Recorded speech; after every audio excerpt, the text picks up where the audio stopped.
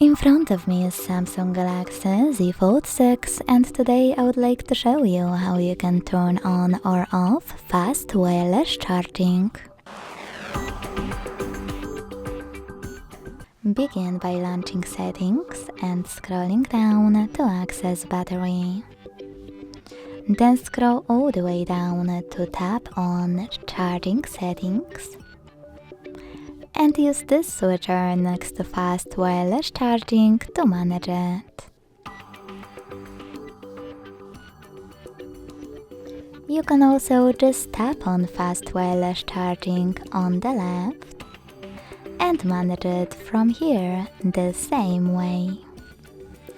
Thanks so much for watching. If you enjoyed this video, leave a like, comment and subscribe.